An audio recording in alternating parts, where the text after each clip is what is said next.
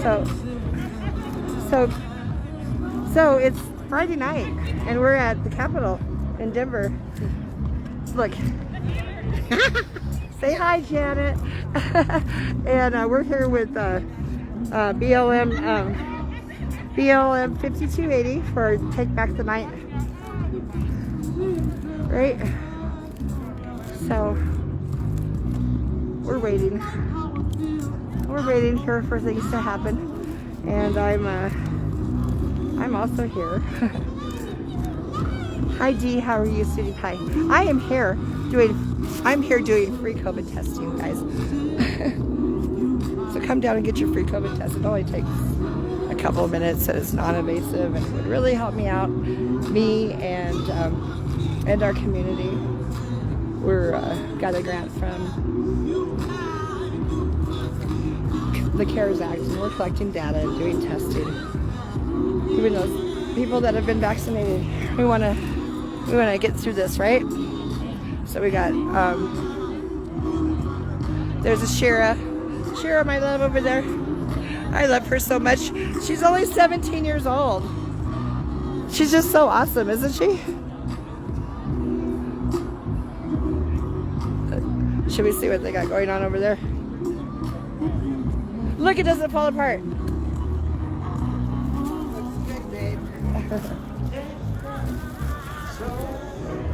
So what do you got going on over here? Or what's going on over here? Right here, I guess you can make a shirt, custom made. Oh, so look, you got some fabric paints.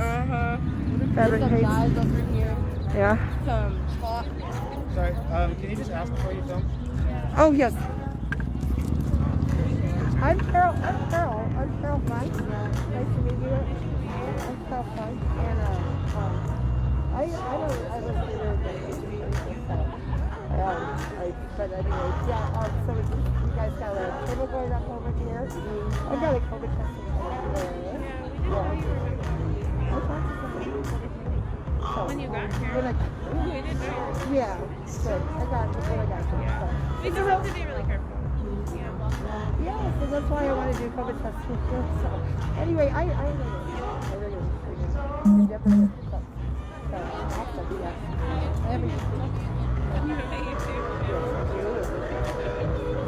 I do. Right, sweetie pie? Yes. Yes. Always, yes. Thank you so much.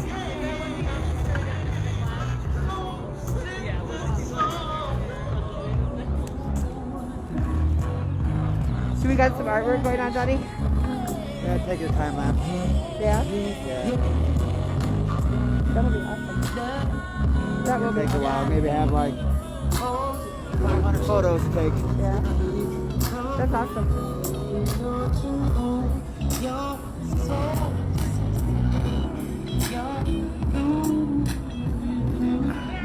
That is awesome.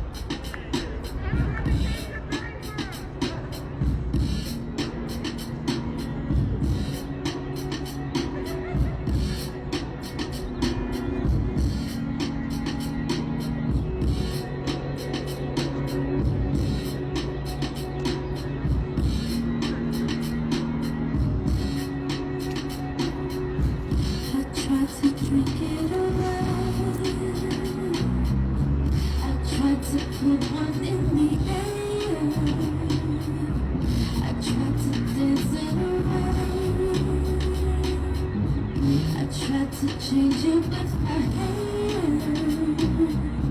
I ran a credit card below. Thought a new dress would make it better. I tried to work it away, but that just made me even sadder. I tried to keep myself busy. I ran around and still think I made myself dizzy. I slept it away, I sexed it away, I ran it away.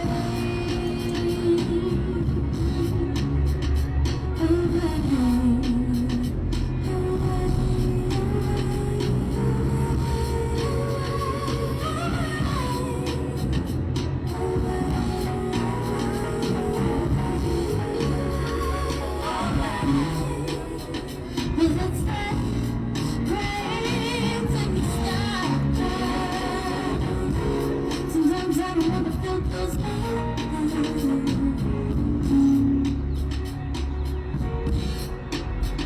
yeah, it's that rain in the sky.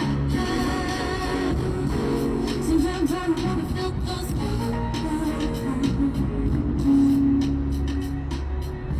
I tried to run it away, but in my head be feeling clearer. I traveled 70 states. Thought moving around make me feel better. I tried to let go my lover. Thought if I wasn't lonely, maybe I could recover. To write it away, I'll cry it away. Don't you lie, baby.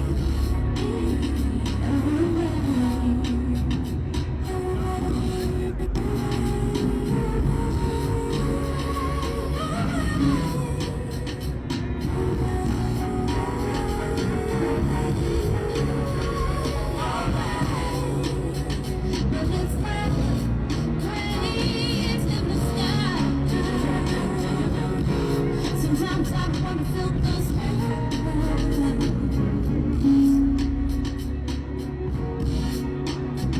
yeah, it's that cranes in the sky. Sometimes I wanna feel those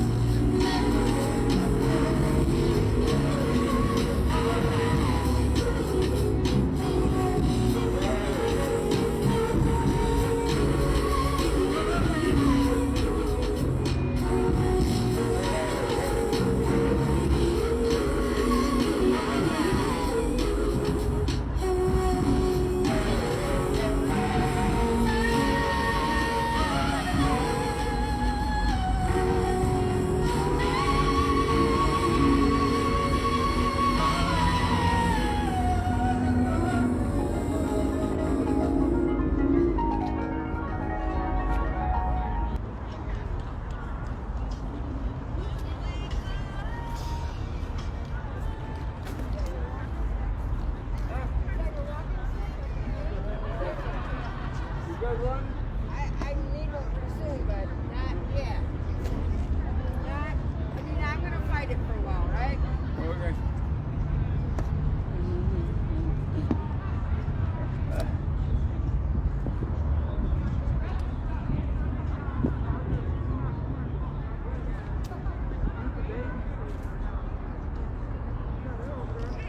just like a star-crossed.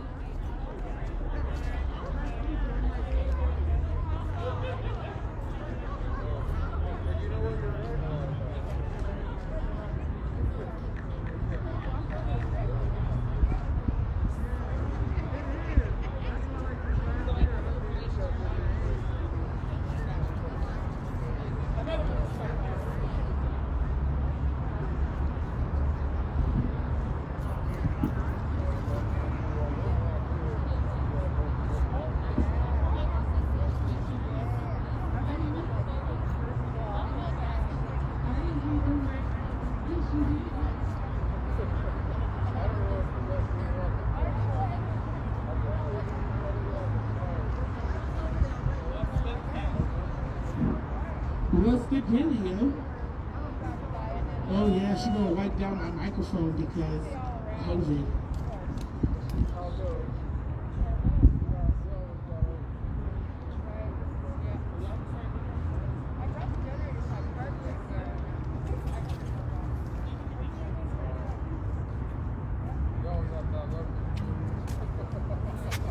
Hi, Generosity. Are you working? Are you gonna stop by tonight? Hi, Brandon. You already got a test for me. Thank you. Iris. Hi, Iris.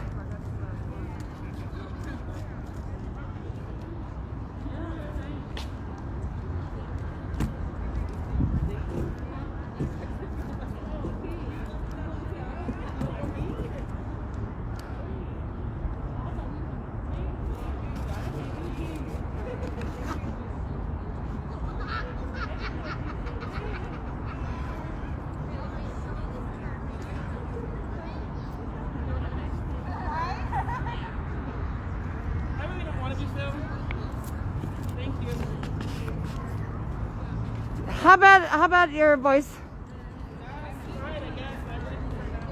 All right.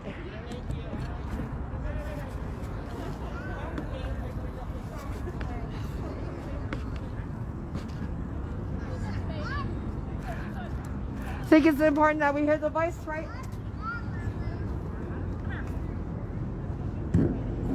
Okay, I've wiped it down. I've wiped it down for the COVID.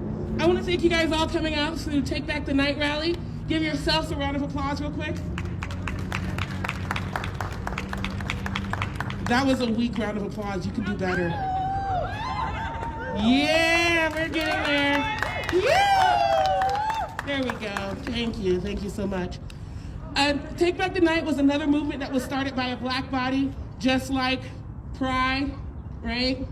And all the other movements to facilitate change have been started by black bodies. So in this day, we're taking this time for ourselves, right? The Take Back the Night rally is supposed to be encompassing the, what's the word I'm looking for here? Unapologetic aggressive joy, okay? Unapologetic aggressive joy is what we're gonna be doing tonight. Please don't film me, sir, I really don't want to be filmed. Thank you so much. I appreciate that. So we're out here in these streets, lighting it up, looking the best that we can. I see you out here in this heat. It might snow tomorrow, we don't even know. Probably Colorado, I swear. Right? So we're gonna use our aggressive joy to take over this space and be empowering and aware of our own privilege within these spaces, okay? So again, I'm Becky Tahablu. I'm gonna pass the mic to one of your organizers of this fabulous event. Ari, let's give it a round of applause.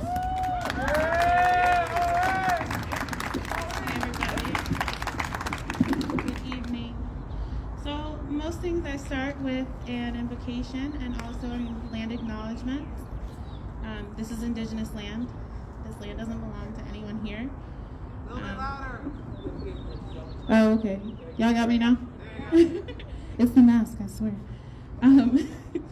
I start with a land acknowledgement before I begin anything else. So first and foremost, this is not our land.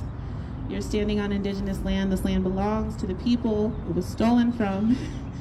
And I want you to remember that when you go home as well. When you go into your workspace, any other place you enter, just remember whose land you're on, everywhere you go. I also want to start with a spiritual invocation. I started by setting an altar for us. There's some offerings for the ancestors there.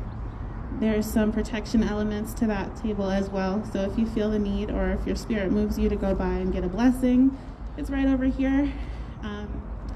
Calling in all of my ancestors, calling in all of my guides, calling in a greater power than I am to keep us all protected and safe and aggressively joyful. Calling in joy, calling in peace, and healing elements. Being outside in the sun is magic as well.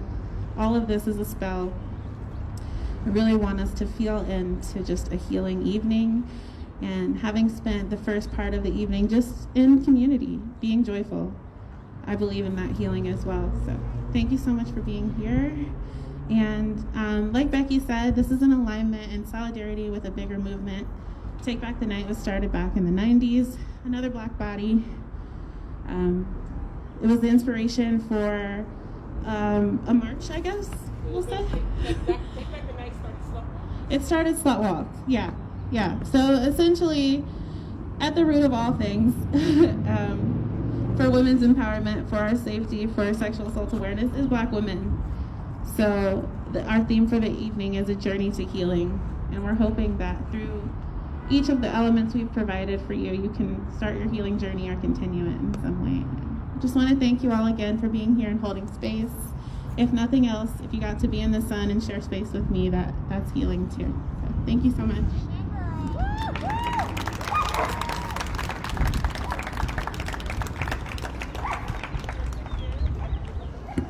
Yep, once again, good evening, everyone. This year, we really wanted to make sure we were paying attention to Sexual Assault Awareness Month. Even though we're having this Take Back the Night rally, it's kind of going to be a untraditional rally. Typically, when I've organized Take Back the Night rallies in the past, it has been a lot of statistics, a lot of things that we already know about survivors of intimate partner violence or sexual assault, and not as uplifting. We don't have that kind of challenge to think about what radical and collective healing looks like. So this year we said we want to do something different.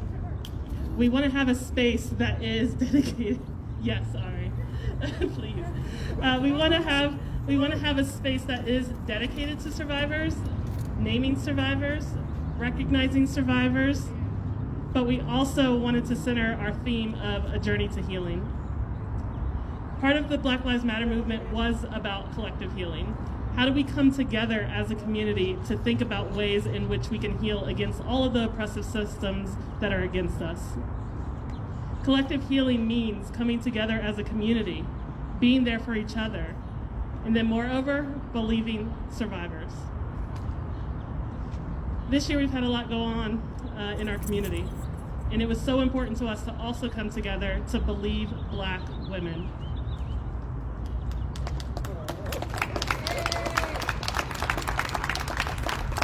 A lot of people say they're doing survivor work. A lot of people say they're doing trauma-informed care. A lot of people say they're there for survivors, but when the times get hard, they're absent. They're not there. They're not listening. They're doing their best to discredit survivors and their stories and their histories. Talk about it. So for us, again, we probably have survivors in this room. We know that. We probably have allies in this space, and I'm glad you're here. And I want this space to honor and respect all the survivors that are here and the ones that couldn't be here today. So, again, I want this to be a celebration of joy. I want this to be a celebration of collective healing. I want this to be a celebration of something different. A new time that we have where we can come together and support survivors in new, innovative ways. And I think we're here as a chapter to kind of recognize that we're here for you. No matter what your identity is, no matter if you've told to formal sources or not, we believe you and we're here for you.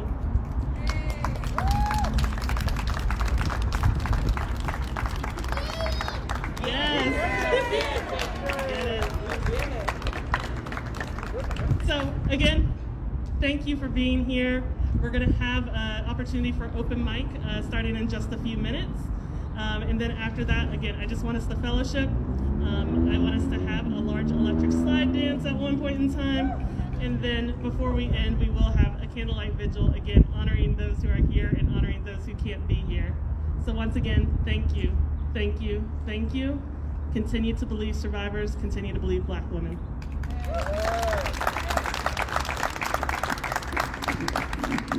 Yeah. I personally like to do what's called a silent mic, where we leave the mic live here on stage and people can come up and speak their truth, but the mic is always live. because it is holding space for those who are not able to speak their truth, right? We hold space for those that are unable to talk about their survival or about their assault. So with that, we're going to leave this microphone live for all survivors of sexual assault, here and not here, able to speak on it and not able to speak on it. And we invite you to speak your truth.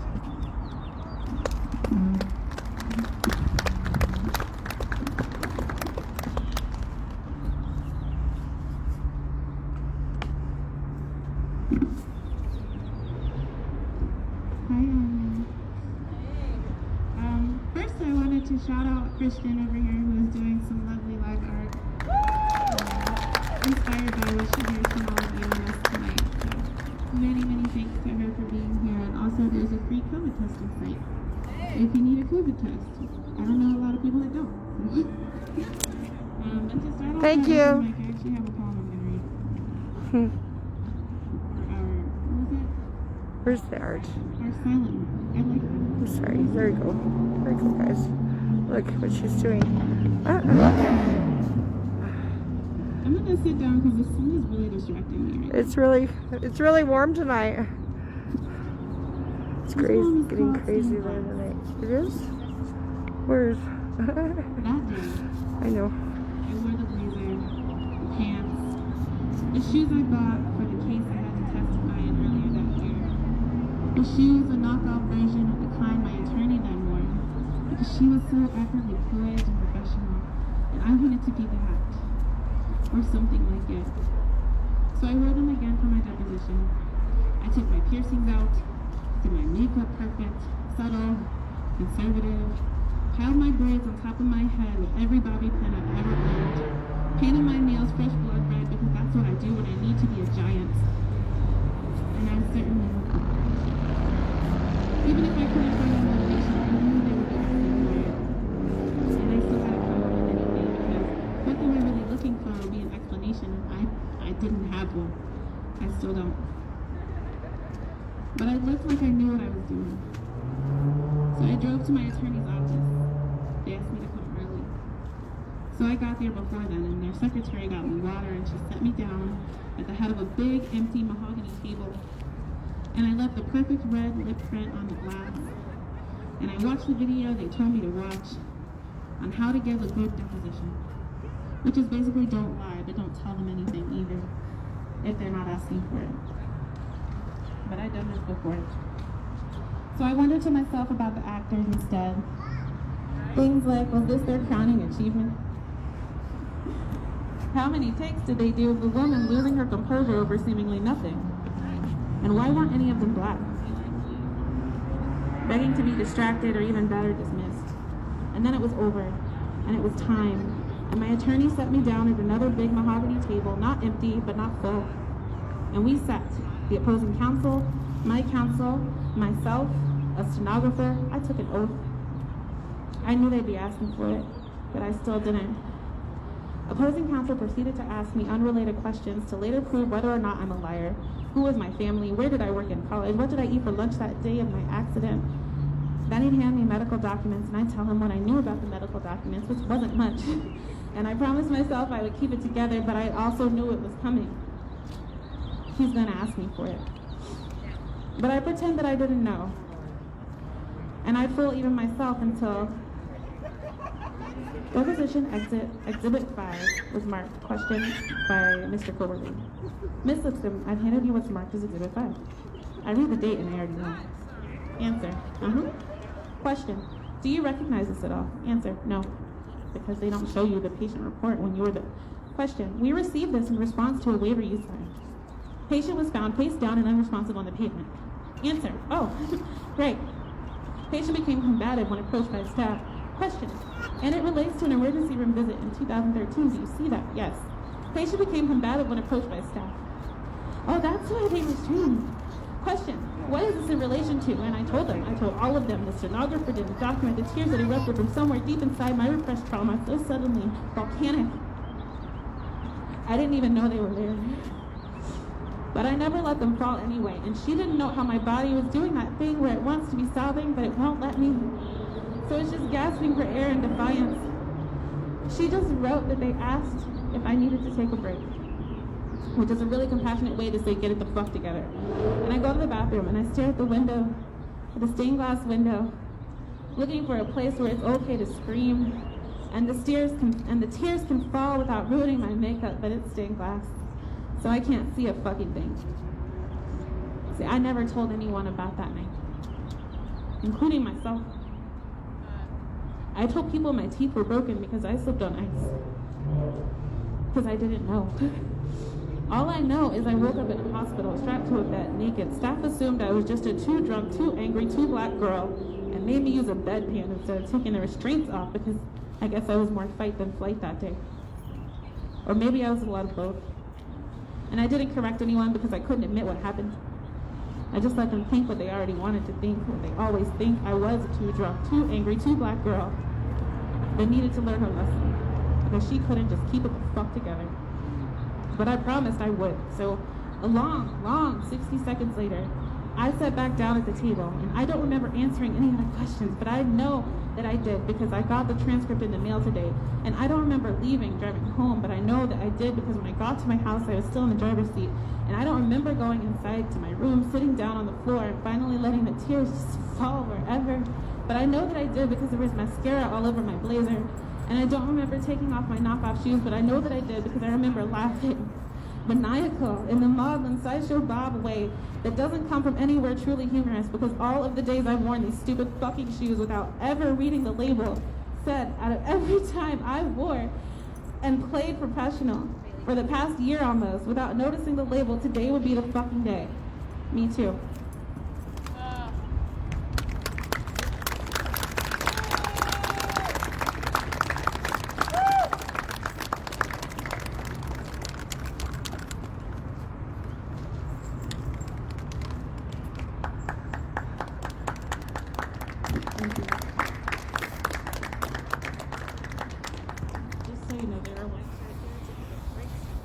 If you want to wipe the mic down after you use it, that would be great.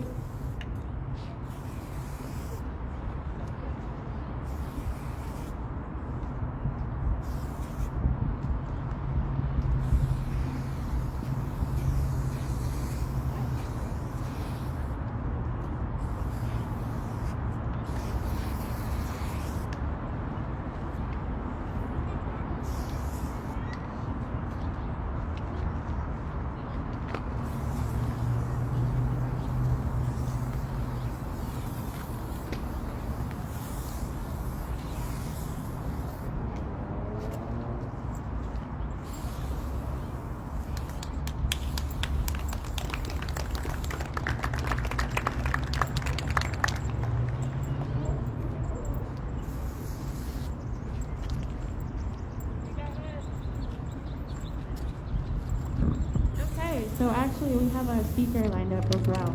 This is Ashira Campbell. She's about to turn 18, so happy early birthday.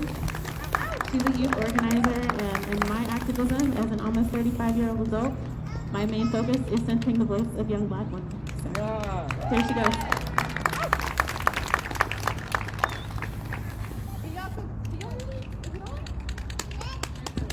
Y'all are too far. Can you Come on up. Come on. Come on up, man. Come on up. Get on up. I know it's hot. I'm not going to be up here for too long.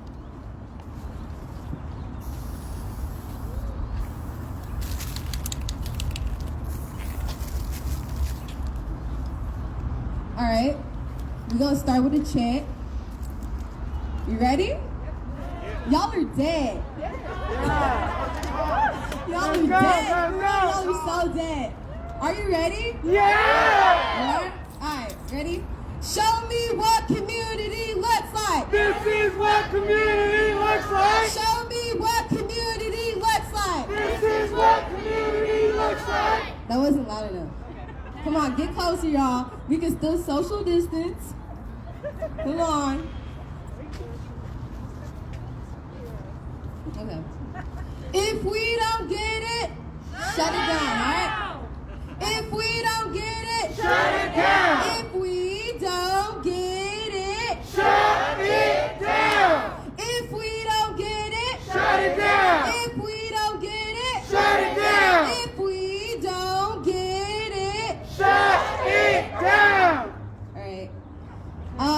not much of a speaking person, if that makes sense. I'm more of a chanter. And honestly, I don't even know what I want to talk about because I'm tired of talking. We were here 2 weeks ago, a week ago today, at the Capitol about the same thing, about another life taken. Are y'all sick of that? Yeah. You're like, are you actually sick of hearing another name? Sick and tired, sis. And any one of these black people here can be next. How does that make you feel? Not okay. It's a question. How does it make you feel that any one of us can be next?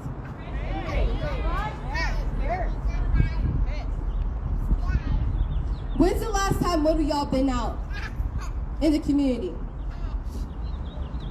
Talk about it. When's the last time? How many people were here for George Floyd last year? Yeah. How many? How many people are at home right now, chilling, at prom? My prom's today. Oh. And I'm not there. Sorry and thank you.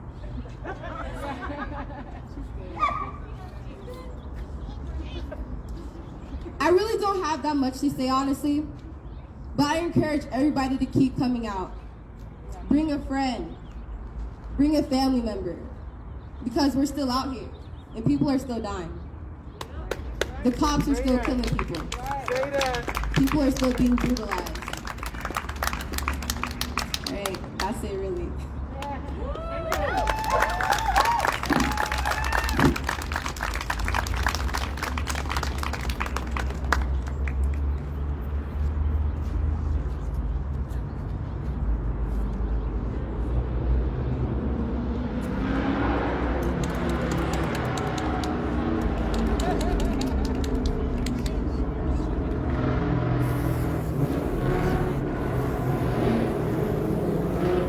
I'm trying to wait until make sure Aria's not coming back up. I don't want her to fall. You coming back? You share space with me. Let's just be in the sun together for a second. This is beautiful. Just have some tea. That's my Just some kid! tea. Aggressive joy. So we're gonna open back up this silent mic, okay? And again, I am a sexual assault survivor, okay? 4 times over. The last time I was sexually assaulted by someone that was sworn to protect me, okay? A routine traffic stop can end in rape, just like it can end in death, okay? The white supremacy and masculine patriarchal bullshit within the police, within the government, is what's killing black femme bodies. So with me, I want you to say her name. Marsha P. Johnson. Marsha P. Johnson. Sandra Bland. Makia Bryant. These are just drops in the bucket of femme bodies being assaulted by police officers. We're going to open back up the silent mic.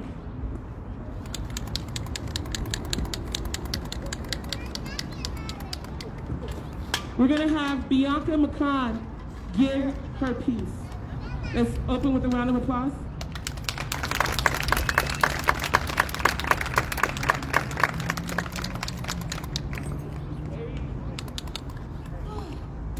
All right, people, from your toes to the top of your head, we're going to take a good deep breath, all right?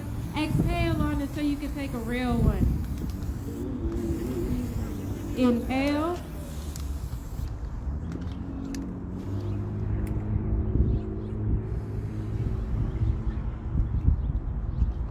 With our breath, we power our bodies. With our breath, we claim every cell and know that this is a very, very sacred place. And then we get to decide exactly what happens to it. And when something that we don't decide happens to it, we should anticipate and expect a community to respond.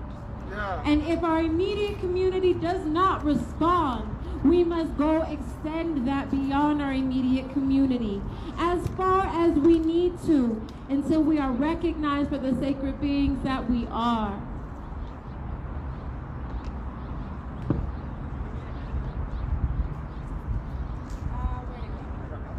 I don't know.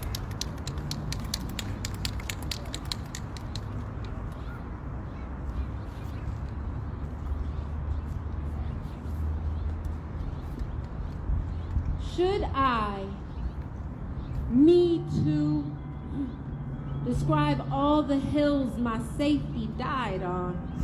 War stories with all generals and all allies, but oddly, no identifiable opponents.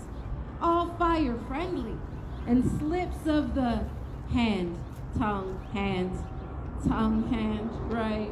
Yeah. Nearly all of our heroes have itchy fingers, trigger warning hearts, and hands that surprise themselves, though oddly few else. But we'll say it does. And how shocking, and how sad, and how my hands haven't much surprised me, but my mouth has. How it could freeze, able as it is, at cue of unwanted grasp, distorted and distended, we are always gong or mallet, rarely the sound wave undulating. There's not enough bravery or hope to make sense of it. Or maybe I've never seen someone dig a mass grave then effectively remove themselves from it, even when they believe that they have. I don't imagine that the syllables will be coffin nails. These aren't adequate hills, and I am keeping all my blood this time. Besides, isn't that the whole thing of it? That we never initially knew what to spare and what to kill, especially inside our own hearts, inside our own bodies, inside our own survival. This finest art. So that's that piece. Ow!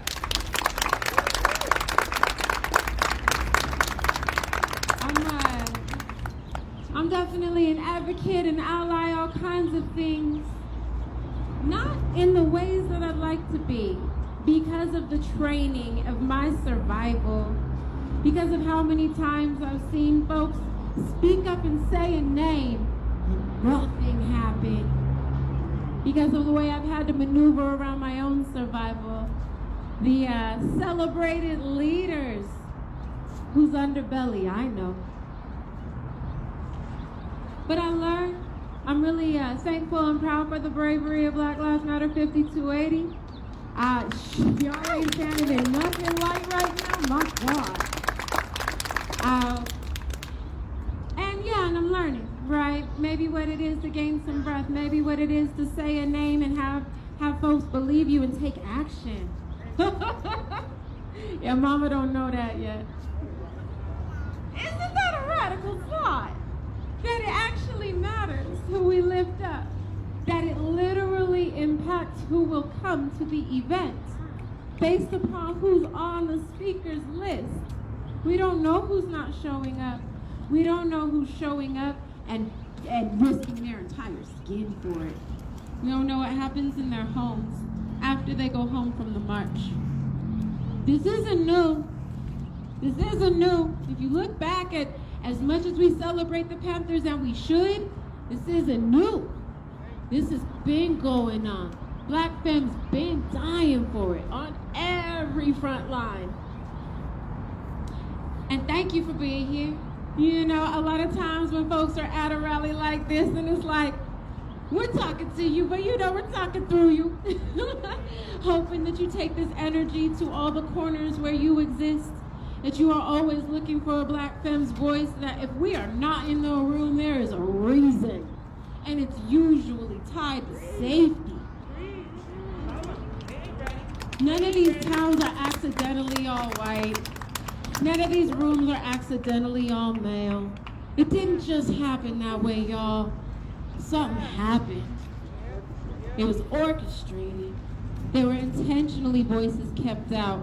I know which rooms they don't want to see my face in right now. They're gonna have to deal with me though. They're gonna have to deal with all of us. Stay strong, stay hydrated, it's a marathon.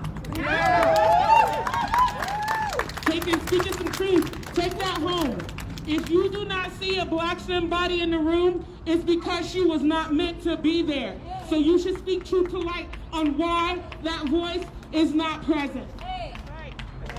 Black STEM bodies has changed the world, and we will continue to change the world.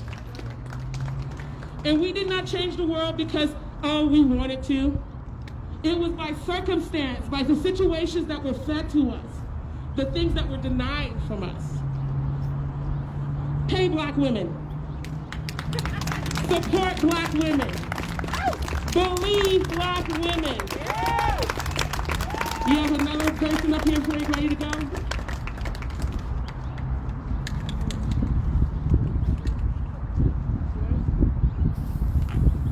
Portia Campbell, let's give her a round of applause.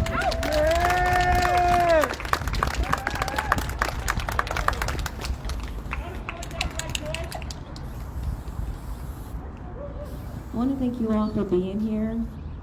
My daughter Ashira spoke just a couple minutes ago, so thank you, Black Lives Matter 5280. Can we put our hands together for them holding this event tonight, this rally, just this space on the last day of April before we go into May. I really want to thank you all for being here. It's pretty hard to mask your true feelings when you have to come to events like this to say that Black Lives Matter, to say stop killing us. How many times can we say that? And it just goes on and on and on.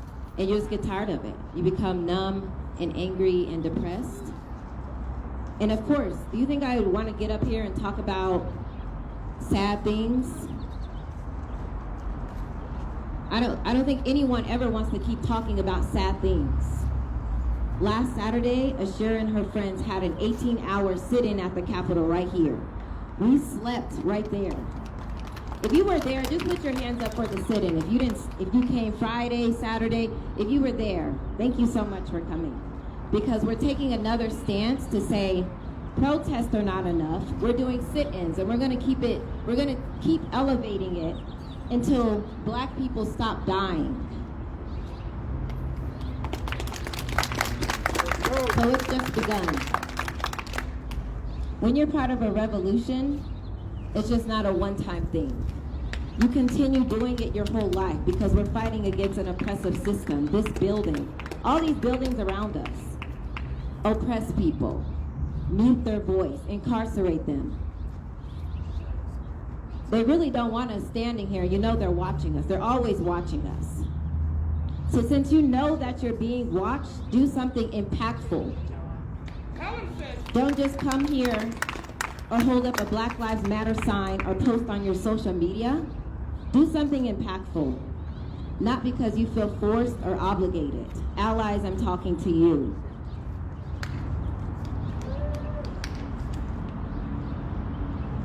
You keep challenging yourself and the norms and your friends that make racist comments and your family that makes racist comments or racist jokes, or even if you've made racist jokes or racist comments. Keep asking yourself important questions. Take time to think about why you come out to these events and what makes you really angry. And when you think about what makes you angry, think about what you're gonna do next, because don't stay angry.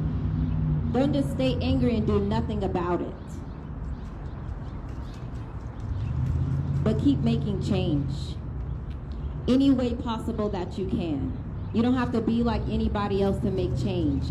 Be you and make an impact in this world.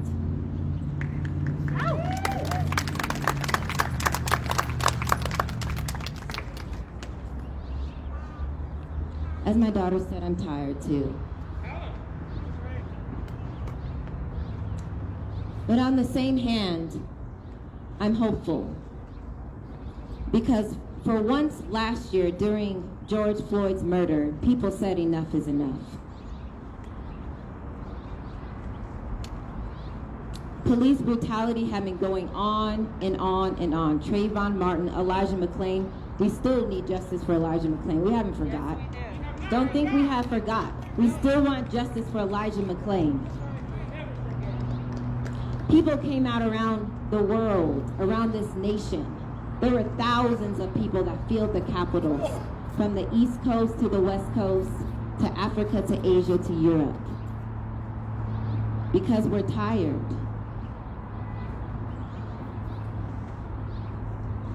Everybody, regardless of their skin color, should be treated with respect and with dignity. But guess what? That has to be demanded if you haven't figured that out yet. Okay, I'm gonna go into why I'm really here before I forget why I'm here. So, thank you all for being here again. And on March 22nd, I published my book, Hidden Treasure Poetry.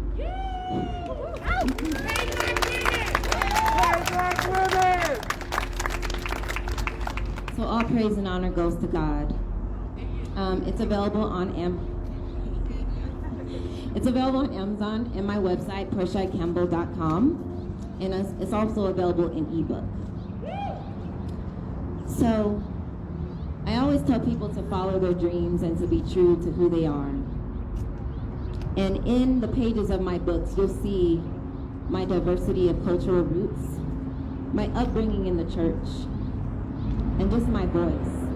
But not only my voice for Black women, for women around the world and in this nation that have not been heard, that are told to feel any kind of, to put on a face, a mask, to be happy and smile all the time.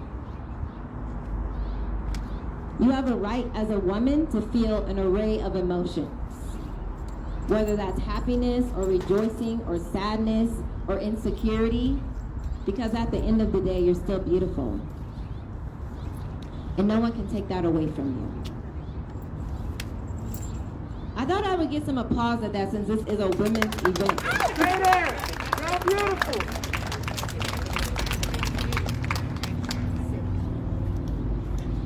For all the women in the room that have suffered through sexual abuse, my prayers and my heart and my thoughts are with you.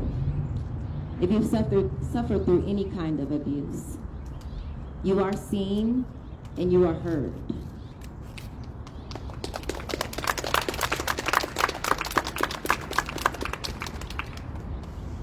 This is a healing event, and so I want to encourage you all to start healing. To start facing the truth of what truly hurts you, because we all are hurting at the core. But today you start healing. And you start forgiving yourself first and foremost.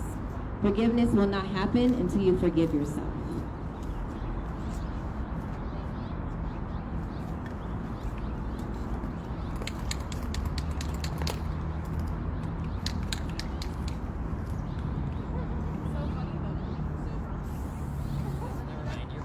Okay, while I'm finding my poem, can I have the women repeat? I am beautiful. I don't believe it. I don't believe it. Do you believe you're beautiful? Inside and out. Then repeat, I am beautiful. I am beautiful. I am strong. I am strong. I am enough. I am enough. I love myself. I love myself. Do you all believe that? I don't believe you guys. Are you just hot today too? Yes.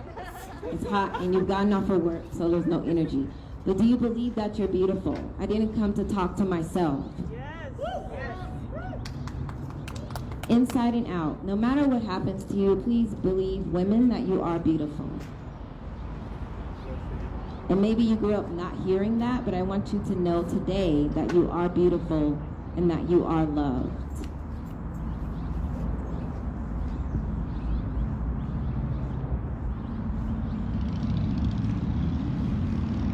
hole with the carpenter. What you see is not what you see. I step out of the house looking more polished each time you see me. For I don't have to beg or plead for anything that I need.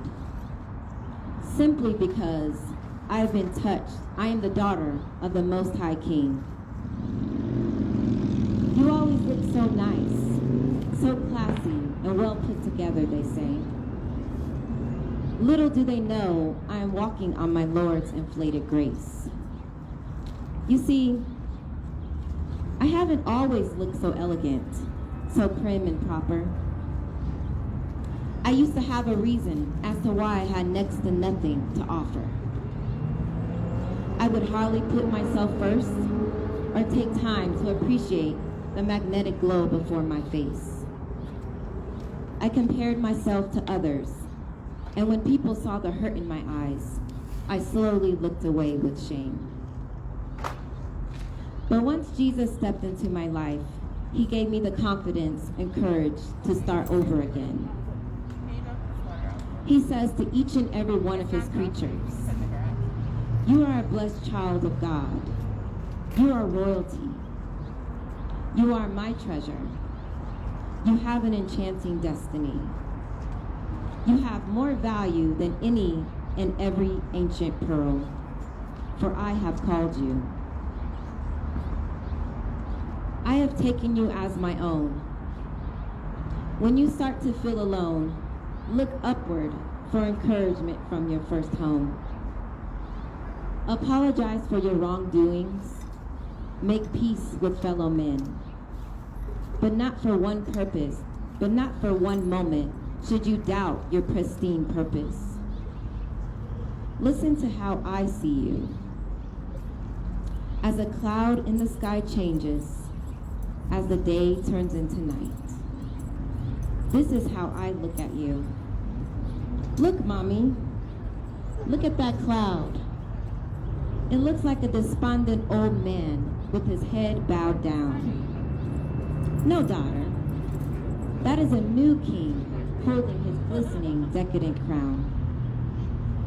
For you are my artwork. Haven't you accepted I am the potter and you are my clay? The world may see you one way, but my craftsmanship has made you okay. Remember, I am the greatest artist. I make everything beautiful in its own time. Take note of the caterpillars, tadpoles, and unique in their own way. These creatures started out as what the world would view grotesque and unlovable. But after an irrevocable transmutation, they became something beautiful. Something beautiful people voyaged thousands of miles to learn more about. You are precious. You are fearfully and wonderfully made. You are of more value than my bite-sized fluttering sparrows and crystals in a 1,000-year-old cave. Everything in this world was made for me to appreciate. But you, dear one, I formed from dust particles and made every dark part of you to illuminate. Don't you trust my word that states darkness and light cannot coexist? Feel special, for when I was making you, I was in pure bliss. Focus on your internal beauty in order to stay transformed by my word. Just like the cloud that is construed as several different things. It doesn't worry itself with how it's perceived or what others do or do not see. It just relishes in its position and allows the sun to shine through. And allows the sun to shine through it to become everything it's supposed to be. Thank you.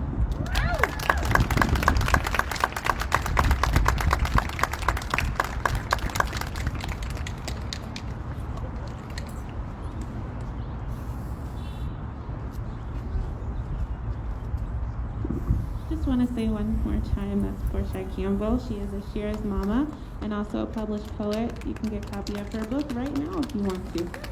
Right now. So Thank you so much for those words. They're beautiful. Some of those affirmations hurt. They hurt because we don't tell ourselves those things, and I really appreciate that you brought that energy here. We're going to start up the silent mic portion again, so I'll just leave it here for whoever wants to speak.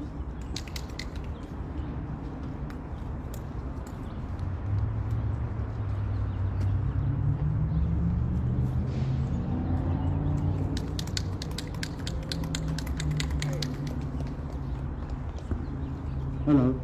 Hey, so first I want everyone to kind of hug yourself. Just hug yourself for a moment. And just smile and breathe in. Breathe out.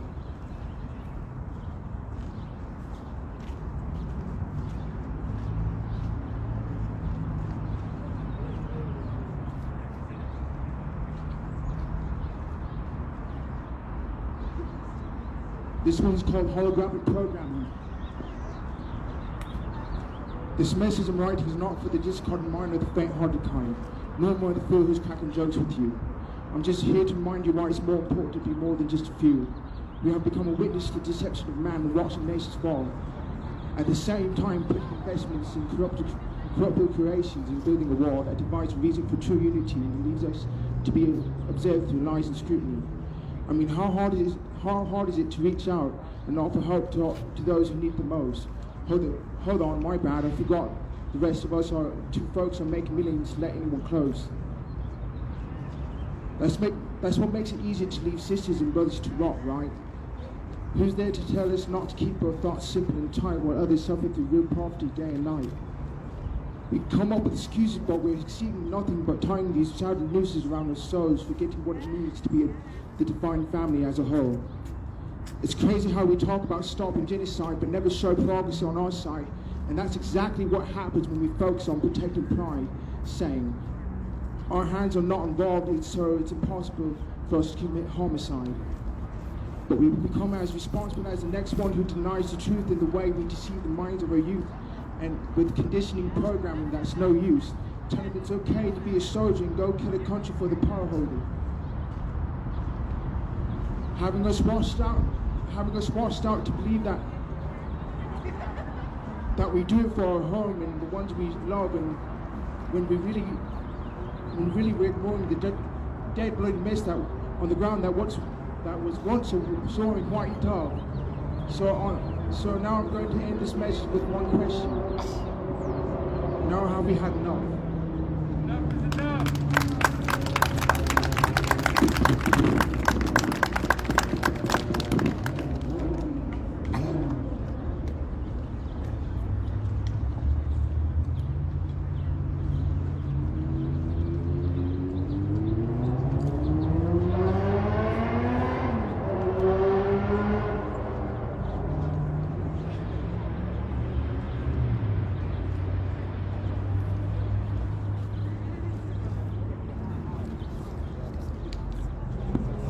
Say her name. Y'all with me? Say her name. Say her name.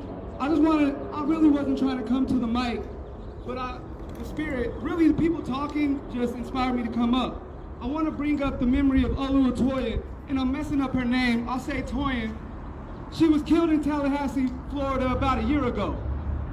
A young sister activist fighting for Black lives ended up being raped and killed by another activist in the community. I got a problem with that.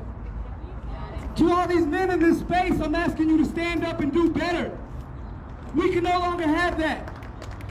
We got that type of shit happening in Denver right now. We can't have that no more. I see these predators trying to come in these spaces, trying to make survivors feel scared, and I got y'all's back. I see y'all in these spaces and you know what I'm standing on. So survivors, I got your back. That's all I want to say. Y'all aren't alone. No more of this shit. Y'all ain't got to take it alone. Men like me, women, femmes, all of that, non-binary, we out here together. And actually, I wanted to say one more part. When I say race, y'all say craft. Race? Craft. Race? Craft. So I recently read this book, Racecraft, with my Sid, Max. I don't know where you at, Max, but The book low-key changed my life. So you raise your hand if you've heard of witchcraft. So what if I told you that witchcraft was made up to make to other people and make another group seem bad? And then what if I told you that racism or race was made up to other a group and make people seem bad? This race shit is made up, y'all. But because these people made this system, we gotta stand on it. We know that black women of color are the most vulnerable. So as men of color, we gotta stand up. As men, we gotta stand up. Everybody that got privilege, you gotta stand on it. No more of this, don't let them divide us. We see the game, and we gotta stand on it. That's all I gotta say. I love y'all. Survivors, I'm with y'all. You shady folks, I see y'all.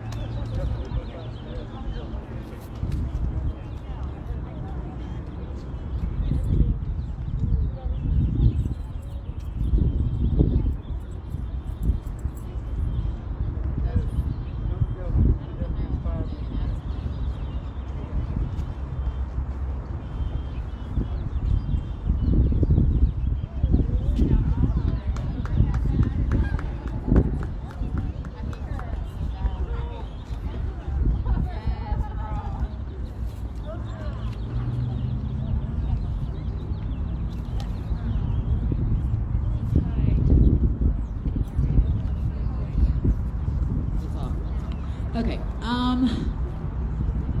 so let's not miss the reason that we're here tonight, right? We're here to talk about that he just said all those things because yes, fuck yeah, we need to start fighting back. These abusers are protected, even in our own communities, because people don't want to believe it. You know what I mean? And that's the thing, believe women. Why is it so hard for y'all to just believe women? Like, just take it for what it is. We don't need to prove our trauma to you. That shit is whack. Like, why, you know?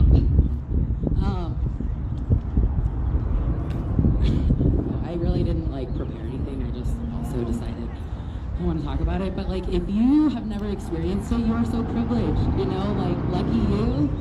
But it's one of those things because of the systems in place, including systemic misogyny and sexism. Men feel entitled to that shit. And they don't see it as a problem because they think that they can take whatever the fuck they want. And it's defended too often. And it's expected of us. We're supposed to just, oh, a man is giving us attention and we're supposed to. That's the thing. So much of this assault happens by people that you're close to. So it's not always just some scary guy who tackles you when you're jogging. It's people in your own life, you know? So, I don't know, if someone tells you that they've been harmed, you don't get to disagree with them. Or especially if you've been accused of the harm, you don't get to tell someone that you didn't harm them. You need to listen, you need to shut up, and you need to hold yourself accountable. There's this whole thing right now with, everyone's getting canceled. No, fuck that. It's called accountability. And if someone said that you did something, you need to fucking do some inner reflection. You need to listen to how can you make it better for them? What are you gonna do to make it right? And what steps are you gonna take to not do that again? Humans are fallible, but we're capable of learning, growing, becoming better. We all make mistakes, but that's the thing with anything, with having racism that you're too afraid to admit. You'll never become an anti-racist because you have to face it first before you can heal from it. A lot of people who are racist as fuck are I'm not racist. So then that's the end of the story. And they keep perpetuating this racism.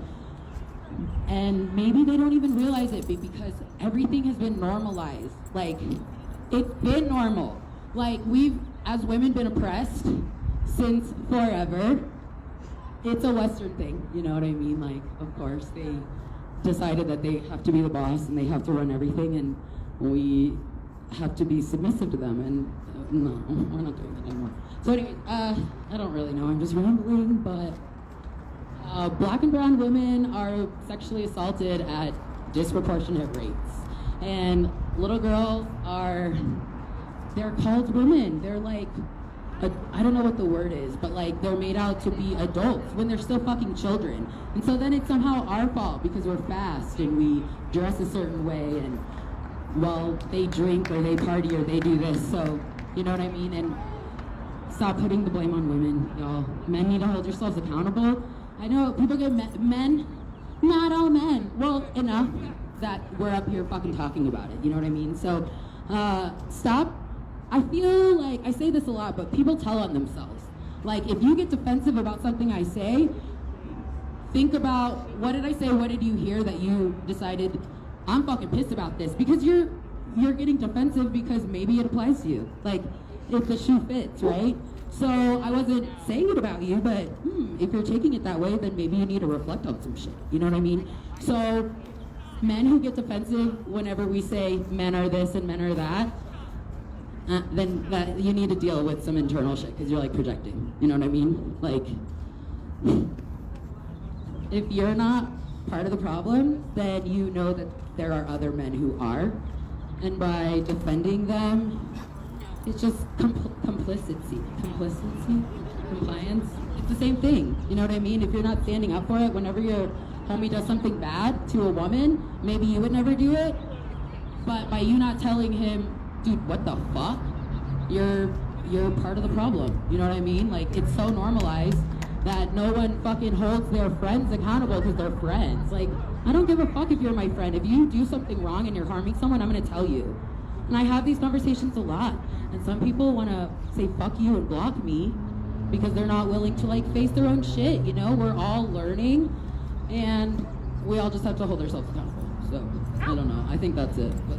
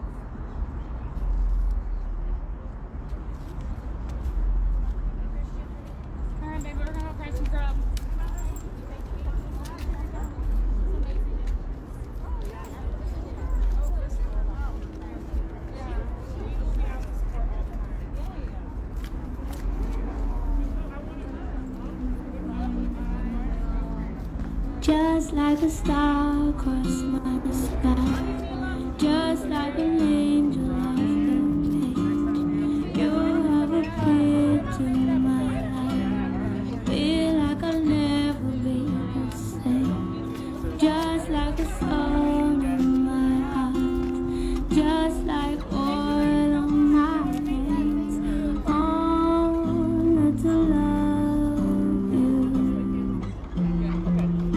But I wonder why it is I don't argue like this with anyone but you.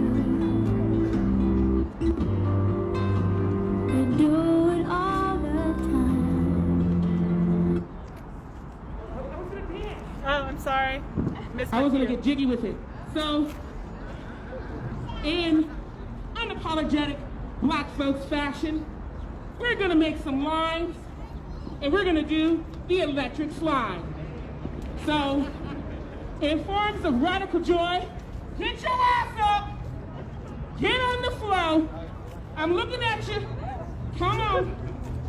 Come. I'm looking at you. I see you. I see you, see me, see you. I see you, see me, see you, see me, see you. You know, everybody knows the electric slide. You don't even have to have melanin. You can come dance with us. The directions are in the song. That's what I was gonna say. You Even I can't can get do it wrong. For all our grandmamas, granddaddies, aunties, and uncles that got too drunk at the cookout and was going the wrong way in the electric slide, we're gonna do bring your behinds up here. Quit looking at me like I'm talking to me. I am looking at you. We're gonna come dance out here. Let's go. Unapologetic, aggressive black joy. Let's do it.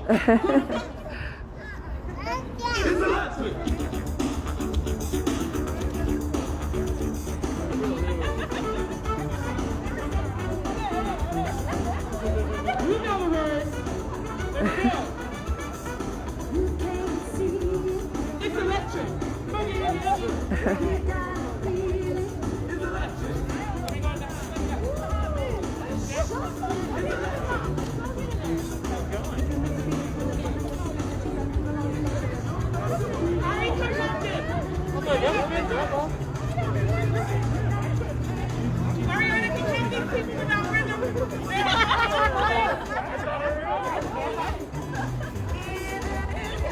I'm talking to you, baby. Come on, let's do it.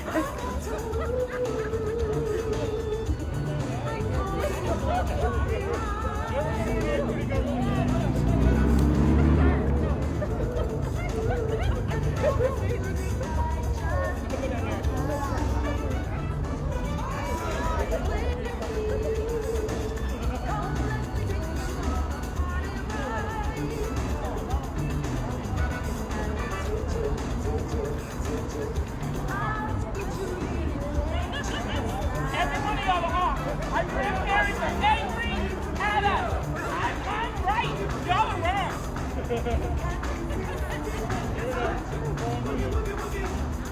Are you two? You two? We are wrong. Oh!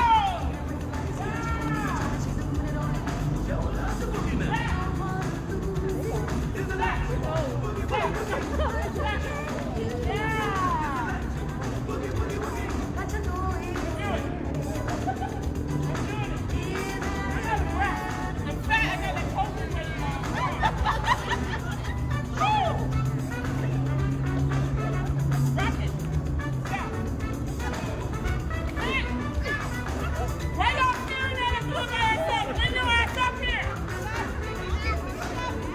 Aggressive joy. Aggressive joy.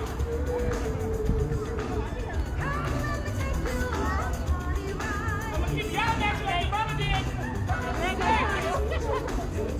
Keep fucking up the electric slide. Let's see where you're at. He was on the working.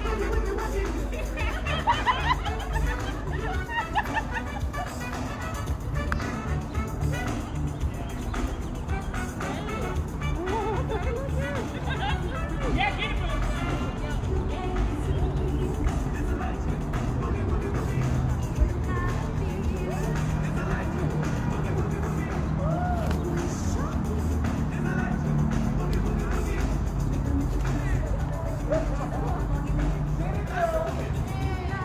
You got it.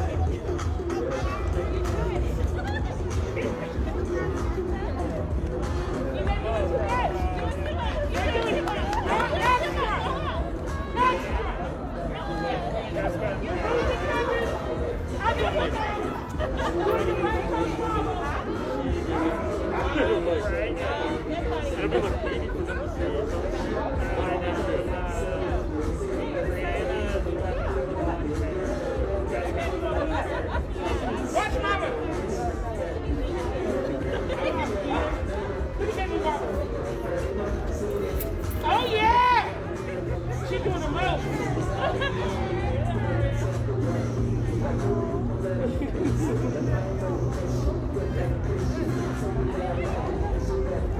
Come down here. No, come down.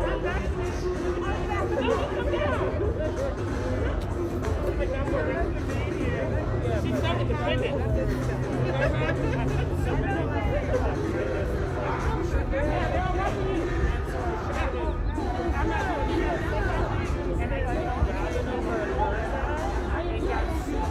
Because he didn't even once look in their direction to realize it was even wrong. Yeah. Literally the whole time they were hanging out, he didn't realize it was so uncomfortable.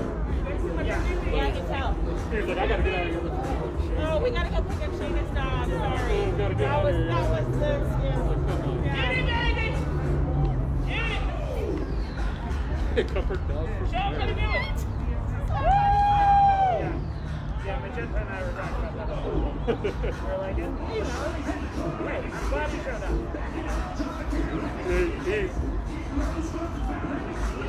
I feel like he's doing the breakup thing that he always does. Where he tries to make you mad and break up with you. I think he's doing that with all of us. I'm not really I'm exhausted. So when he like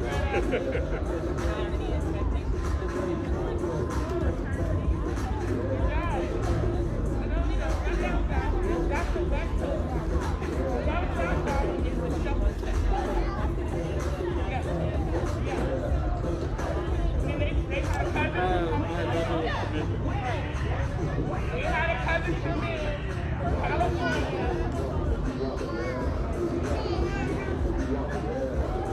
There's 3 of them.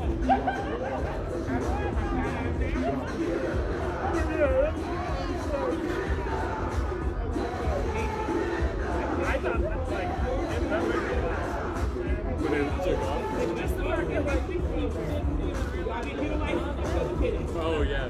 Like, he wasn't willing to engage enough to even, like, find that out. Yeah. Or he did find that out and, like, wanted to pretend like he didn't know. Yeah, I don't know. Either could be. Yeah, it's just, I just was, like, expecting this whole, there was never, like, he didn't even, like, turn to, like, meet them or anything, and then they left.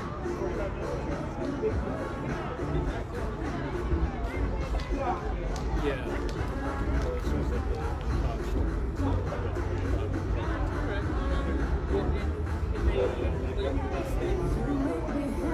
The intro, and that's a classic rock. Yeah, they're going to make a precedent. I remember something so I can state something about it if anybody asks.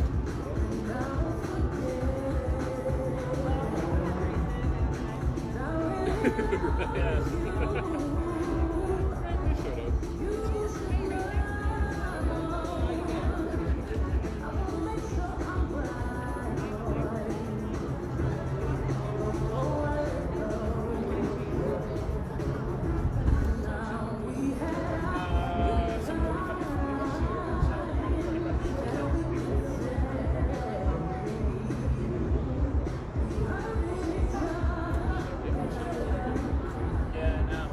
Yeah, I think since that's officially at 7:53.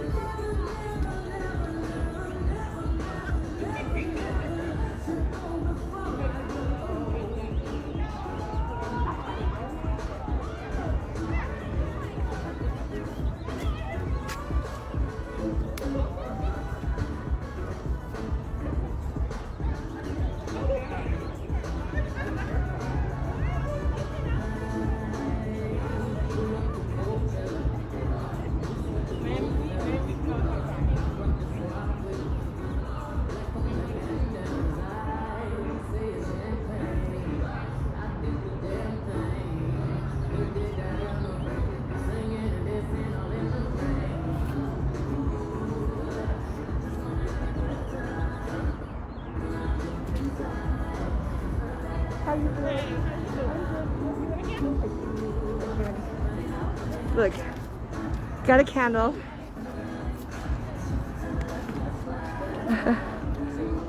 Look how it's going.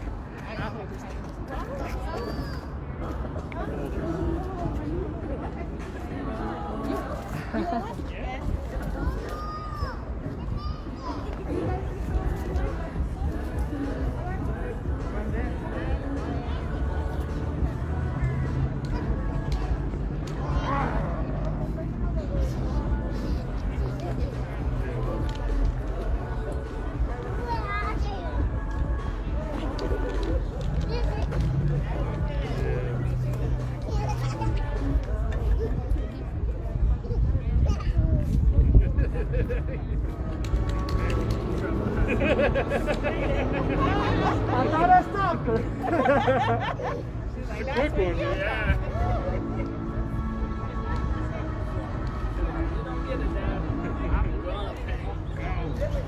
If not tonight, sometimes.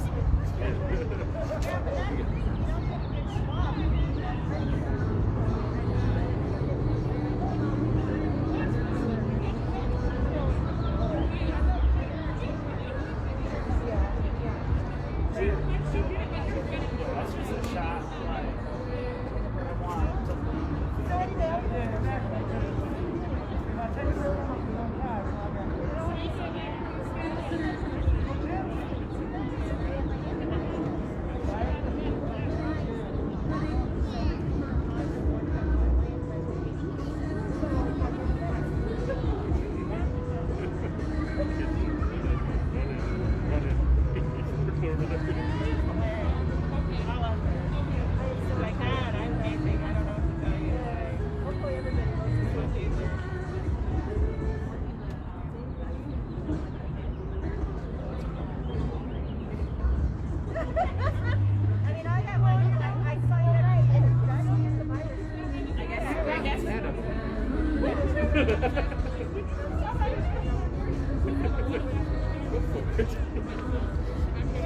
These are steel toes.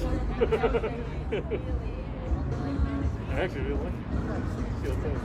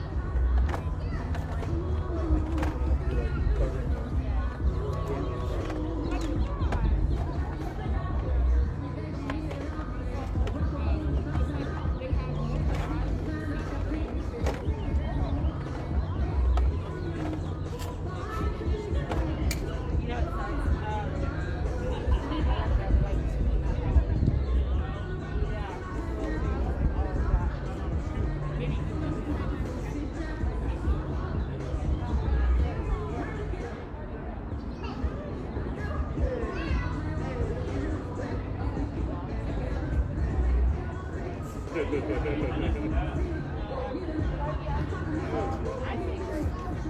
that's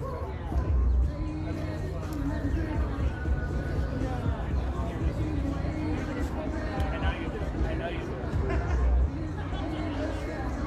I knew that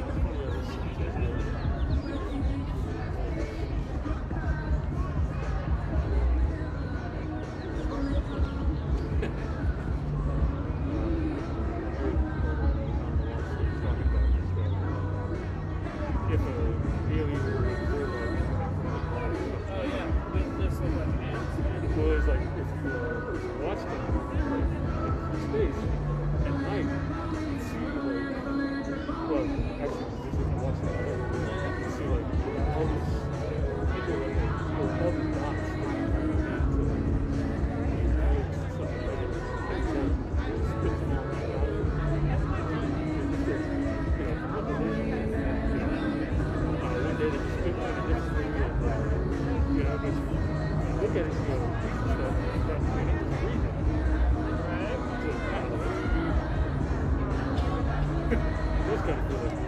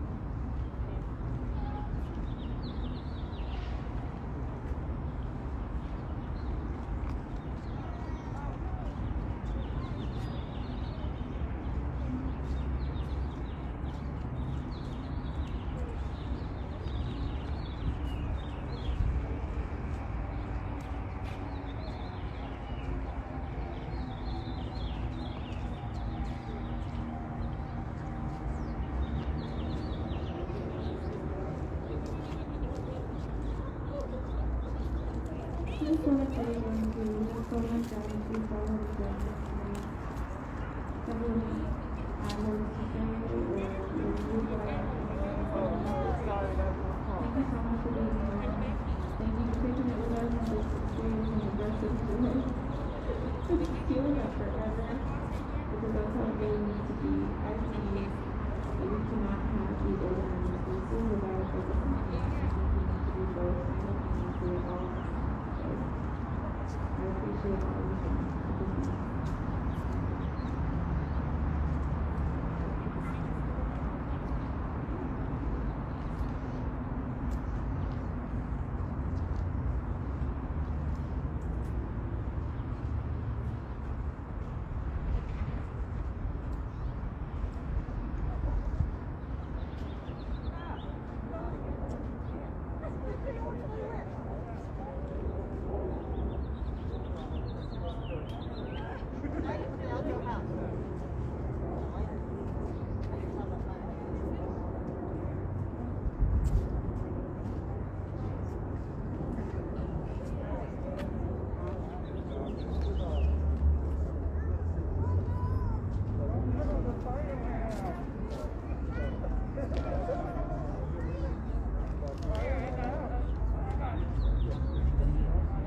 Protect your light like you protect black women.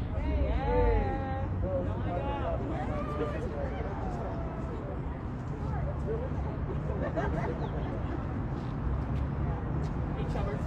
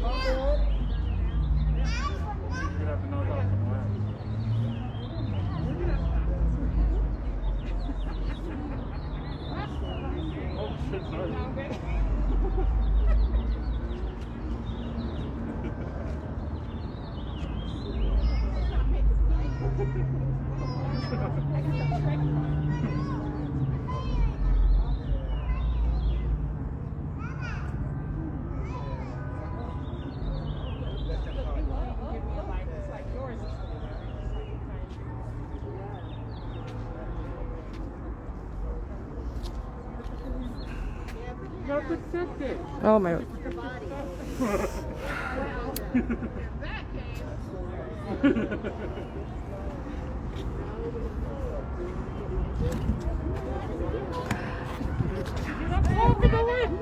I know, that keeps going down, doesn't it? I know. It's my fault. It's usually the thing is always the camera. Oh no, they keep going down.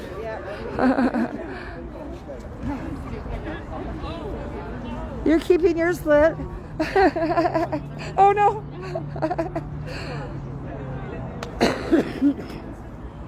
I have no fans. They just moved the computer. Oh, that makes sense, yeah. But I had, I think it's been about 10 degrees cooler. Right. 100 degrees. Right. Yeah. You gotta have a lighter on it constantly, huh? Yeah. You gotta have your. I got really good news. I got a negative COVID test. Me too. I got mine today.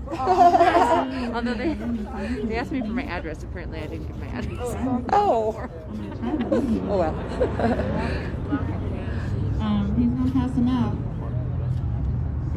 Anybody want to try and sing it with me? Try it. Okay. Let me try the first one. We take back the night. This is our battle cry, that's right. Our souls soar high and fly. A journey to healing, that's right. Right up here. So high and fly. We have the might. We have the might. We have the might.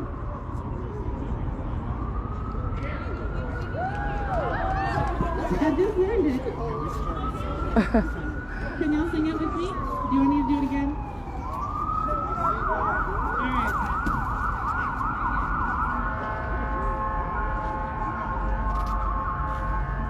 1, 2, 3, 4. We take back the night. This is our battle cry, that's right. Our souls soar high and fly. A journey to healing, that's right. Soar high and fly. We have the mind. We have the mind. We have the mind. Let's do it again. We take back the night. This is a battle cry, that's right. Our souls soar high and fly. A journey to healing, that's right. Soar high and fly. We have the mind. We have the mind. We have the mind. Thank you so much for sharing this time. You want to do it one more time? All right. Loud, because I can't hear y'all. I can't hear you at all. I want to hear everybody. We take back the night. This is our battle cry, that's right. Our souls soar high and fly. A journey to healing, that's right. Soar high and fly. We have the mind. We have the mind. We have the mind. Thank you. Since we're already here, maybe we should do a silent share. It is our duty to fight for our freedom. It is our duty to win. We must love and protect each other. We have nothing to lose but our chains. Live it loud.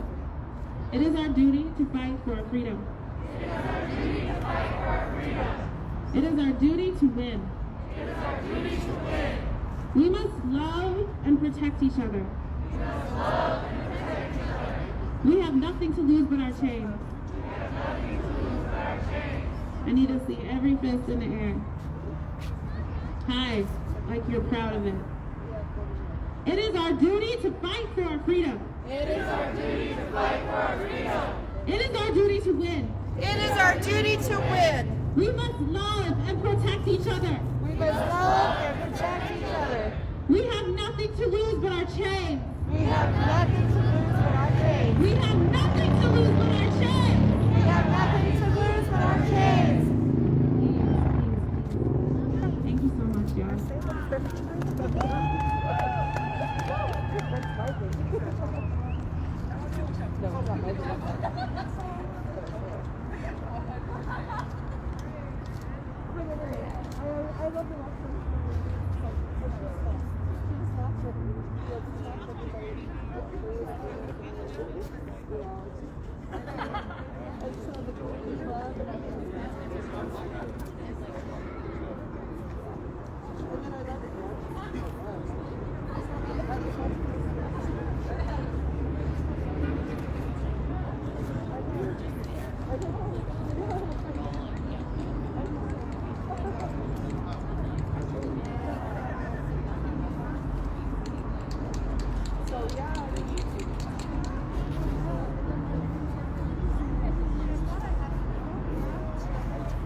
I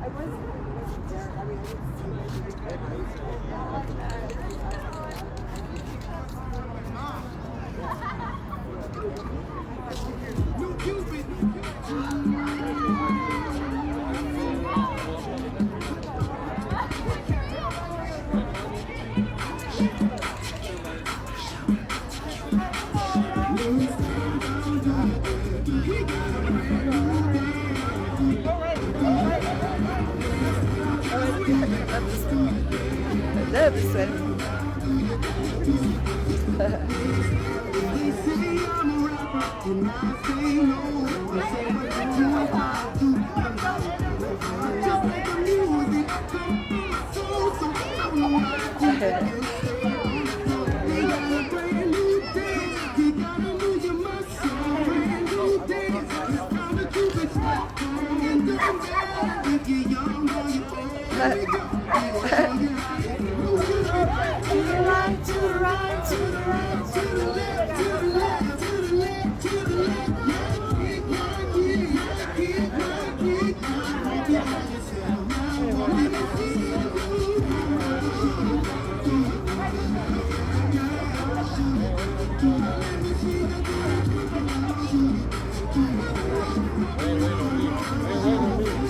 They ain't waiting on me.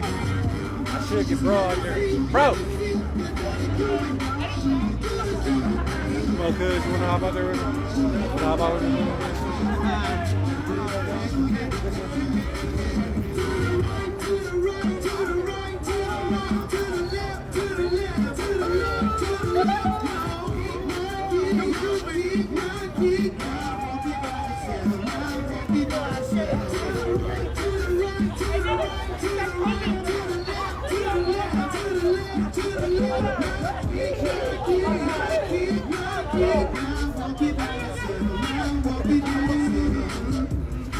You see what I'm talking about?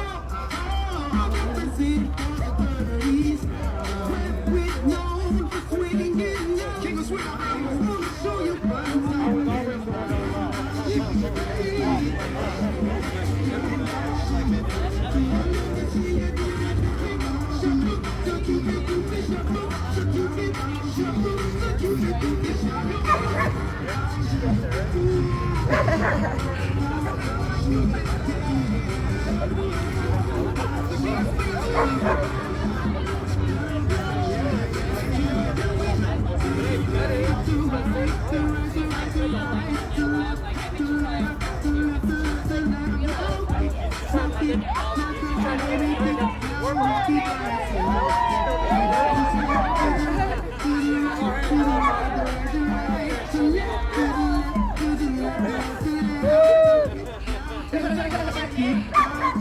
Go, PK!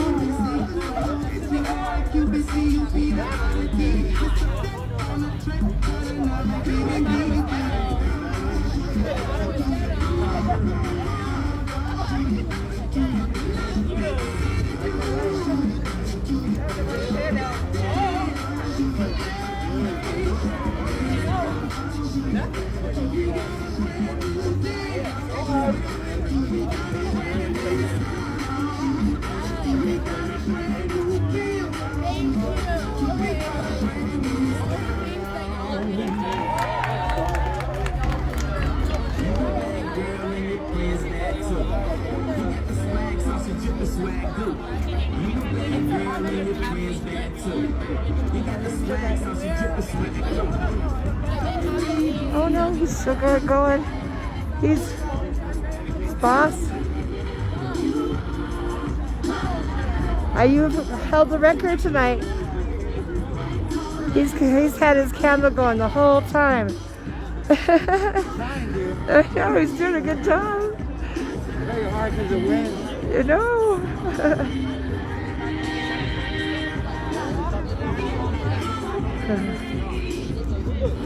This is Sexual Awareness Month.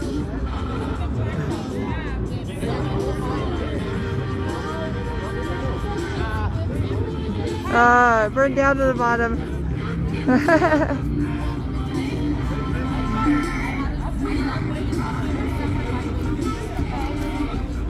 Okay. I need some more testers.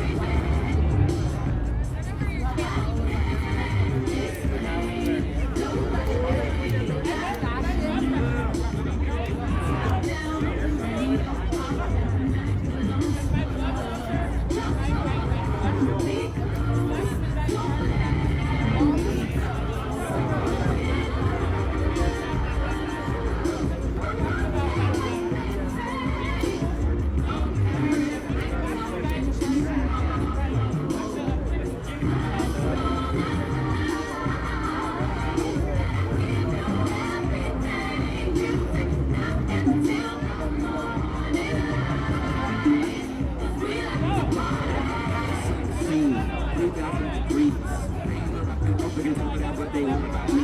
I got me water and another home where everything keeps. If I make it from the drip out your knees. Rain, good no. People say hey, it's up to me, this just makes me feel cold. I never thought that we could become someone else's football. Man, we were lifting up the court, even I get goals. Yesterday, that's the way. Every single morning I try to break. But I'm moving and I never forget. Nothing else with me, nothing to me. I ain't scared of people. Top of me. Cut away, top of me. Moving like nothing to see. From the south, I'm the rock. We'll remember, but remember, they take me over, black like having your cousin back, look like when that rent is due, cream like when I'm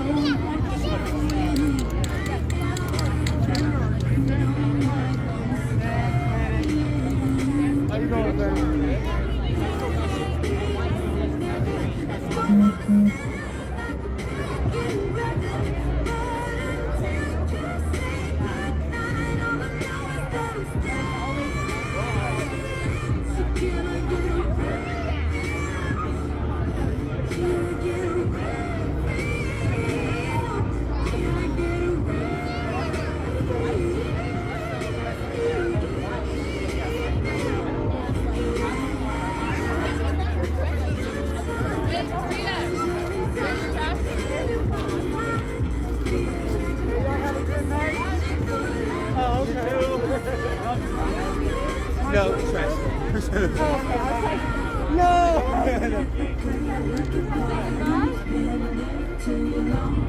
You about ready?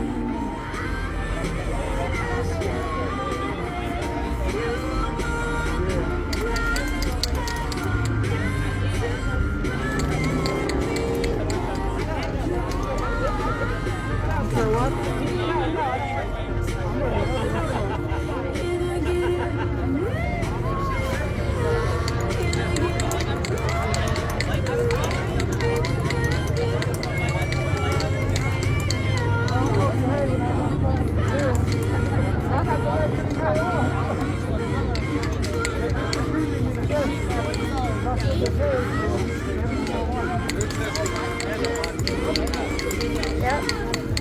Yeah, I just got to say one thing real quick. Baby was the best dancer out there. Baby was actually killing all that. I'm talking about both babies. Yeah. The first baby was really doing it when y'all was out there stuck. I was like, watch that baby dip like that. Baby dipped on through. I said, look at that baby. I said, that baby was killing everybody. I gotta let the mom and them know. That baby was out there showing everybody. That's love. I appreciate it. For real, for real. Love.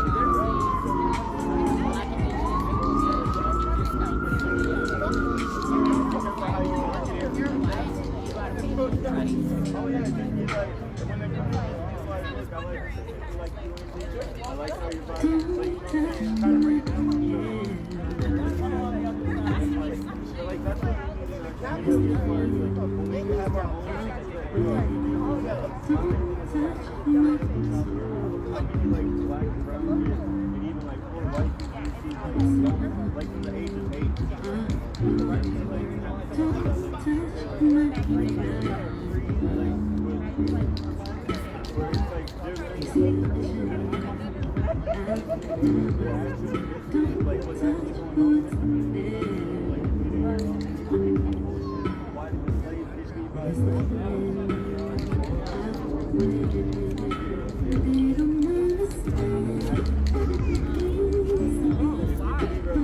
are you filming?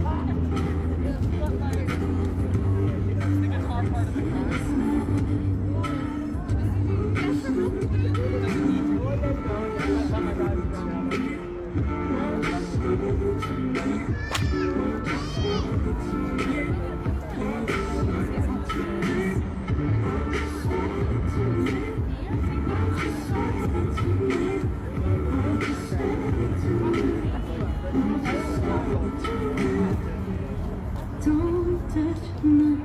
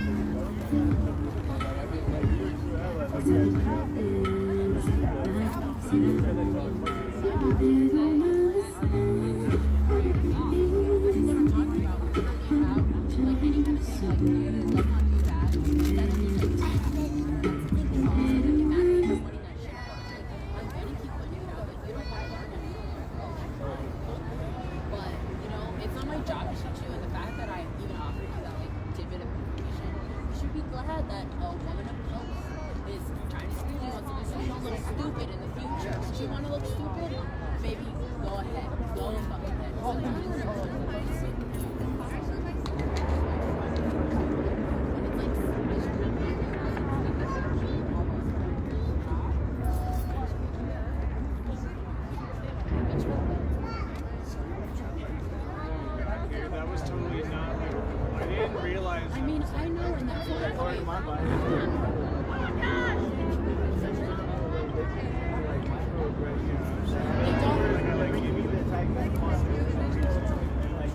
It makes us look bad. It's all we notice it, and they're unwilling to look in the face of the truth. And so I look like I'm always just nitpicking shit. And I'm like, sorry, racism is so wrong that you don't see it as racism, but it is. And I'm going to tear you apart and you can make me out to be the bad guy, but I'm right. But the sad part is like they'll continue to do microaggressions and do things to you, but anytime there's a person of color you mention it to them, they say, oh, here we go. Like they just like they've heard it before, but they just say weird. But why does everything have to be about race? Not everything is racist, but yeah, how shit is. And all that stuff. You're right.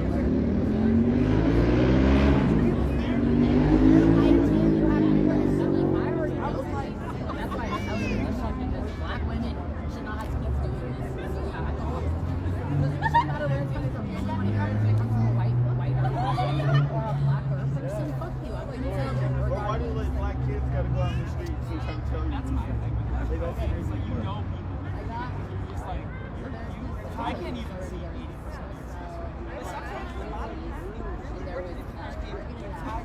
That's true. You can't.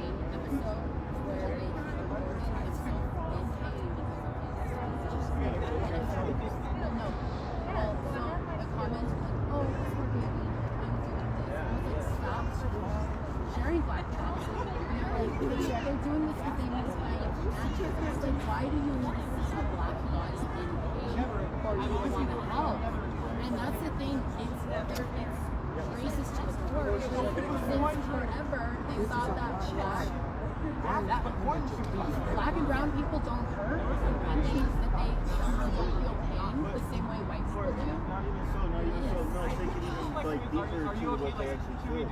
Like in the sense of like if a black person or a person of color dies to the product of their racial injustice or their systemic issues that they put upon themselves, they look at it as it's a fault of us. It's a fault that if you died because your job wasn't good enough, like my dad did, that like it was because you weren't educated enough to get a good job, not because the job was good. Like you get what I'm saying? Exactly. So those lives don't matter. But whenever they see you get milked on or they see you get shot on camera, whenever they can watch you die, they believe you.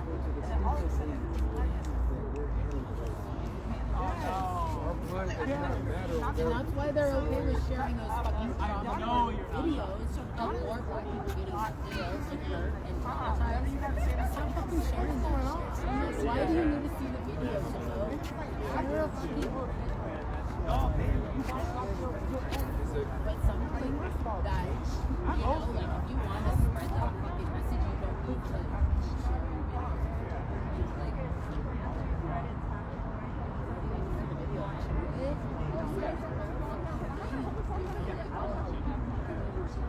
Think about the entertainment. Yeah, it's the same thing as lynching videos. Robbers, criminals, like all these so sensationalized lifetime video shit. Like everything is irrelevant. There's no comfortable feeling without abolition. There's no fucking good war. There's no fucking war. Stop. We definitely need. There's no abolition without revolution. Well, people need to stop fucking but the revolution we're still in the current revolution that started back then. It didn't stop. There's been enough fucking blood on this same revolution. It's time for us to get over this shit.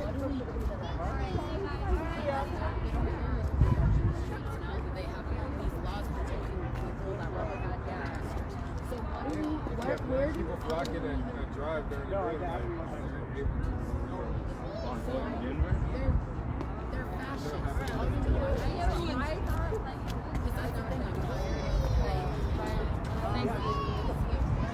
Like, how do we change it? Where do we do that? Everywhere. Everything is so to the core, the system. It's the system that is harming us all as capitalists. They can't change this shit. They don't want to change it. They make money off of us. So they make money by harming us. They make money by putting people in jail. They hire all these fucking cops to protect their property. Take all of our taxes. Okay, cool. To give us our own system rail. I say our people already built it. Let us just have it built. Like, you know, like by the time you like, for example, there should be more black banks. There should actually be black buildings. There is a pretty like it's not huge, but there is like there's a black owned like one that's like Chinese thing. It's like China basically, and like that's what I use. I use that one. It's pretty good. I got my stimmy. Like do it for the culture. I don't want to hear white people say shit like that. Well, that's what the green thing, whatever, to the right.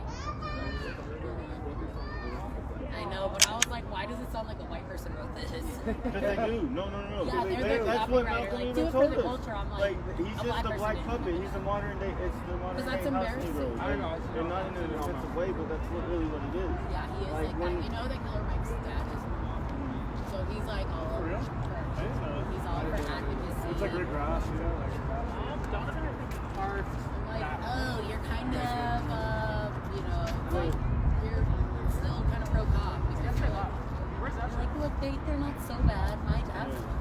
That would mean I was like, whenever I say a cab and people are like, oh, well, my dad's a cop. Cool, motherfucker. I hate dads too. It's like I especially mean too. I'm saying, yeah, Like he's the word. Especially because now you grew up benefiting from that, from them upholding that white supremacy. From him literally helping because you got to uphold, oppress people. throw black people that look like you got to me oppress in people cages. as the offspring of a fucking cow. And you know what I don't want to hear though? I don't want to hear how I'm white and I'm privileged, and like when I go home, I'm gonna talk to my dad about this. Yes, dude, that last. I'm gonna talk to my That march, that whenever we were talking over there on the mic, and that girl got on the fucking mic and was crying, I was like, fuck you, you fake motherfucker.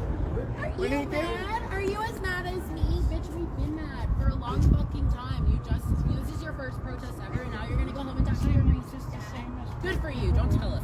Why is this just now happening? Like, how did you just see this as a problem? Because it's trendy, because it's It's just like that girl that took that graduation. Y'all let that girl take that graduation picture in the middle of the crowd the other day. You didn't see that? I almost want to snatch it. Someone took her picture in the middle of the crowd. Yeah, with the grad. I want to snatch it. Sounds like that baby. Yeah, she's gonna be like, hi, go to this graduate school. I want to change the world. Look at me here. With all these protesting for Black Lives.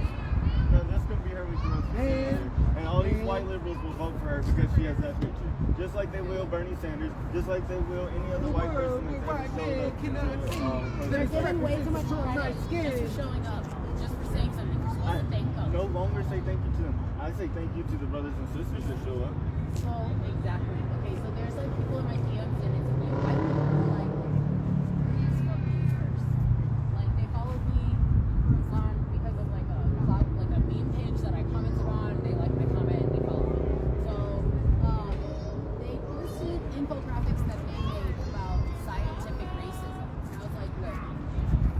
They also made infographics. White people hate colored people. Yeah, why did you need to make a Critical race infographic theory, as a white person? You didn't need to do CRT, that, bro. and that's not your place. Like they made another one about being non-binary, and I'm like, that one's cool. You get to speak as a non-binary person. You get to write fucking infographic about it and share it on your Instagram. But you are a white person. You don't get to tell people, and they go, should I not educate people on what I know? No, that's not your place. I know that somewhere out there, someone is a black person is perfectly. But the fact that you feel like you know more, that's white supremacy. White liberalism, supremacy, because white people are just as bad as white men. They are just someone. They're misogynist as fuck. Oh yeah. Like because they don't want to focus, so they don't even give us the respect that they to pretend that they like.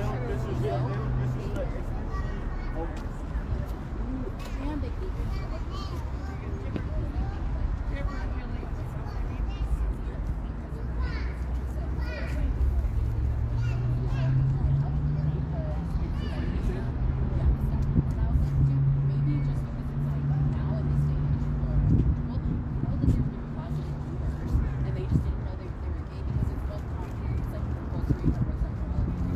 this society, you're supposed to be hetero, so you are some person sort of this. I'm like, oh, it's not gay if I think girls. I'm supposed to be straight. I'm supposed to be a dude. And I'm like, wait, that's gay.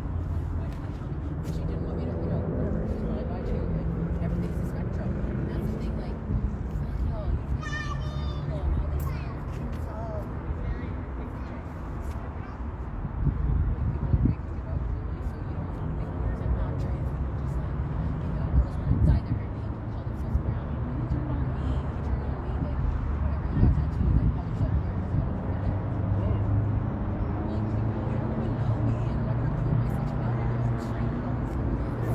This goes off of something when they're talking. Is that whenever like women go to protest anything, they have to choose between being like if it's a Black Lives Matter protest, they have to choose between being black and a woman.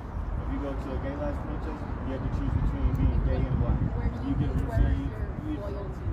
Yeah. Which one are you here for? Well, that's the only intersectionality there should be as far as. But is it depression?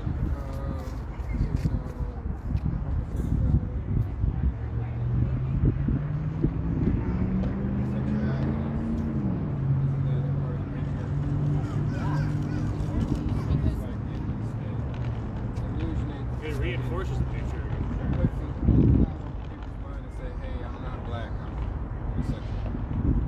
Yes. And that's who you're supposed to identify with. It's like it's not a race. Like you go to the same you're still who they are and go through the same hell, if not more hell, regardless of the Right, even with their LGBTQ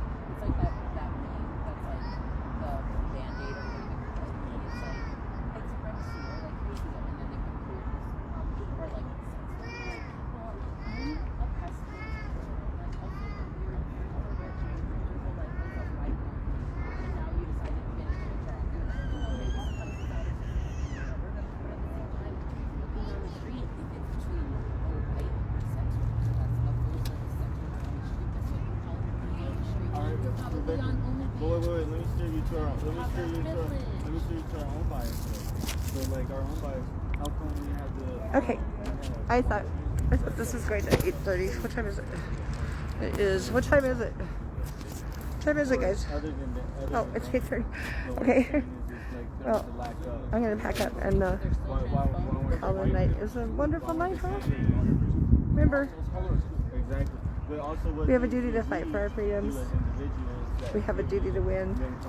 We must love and support one another. We have nothing to lose but our chains. Love you guys. I'm going up to Loveland tomorrow to the protest at the police station. So I will see you again soon. Love you. Bye.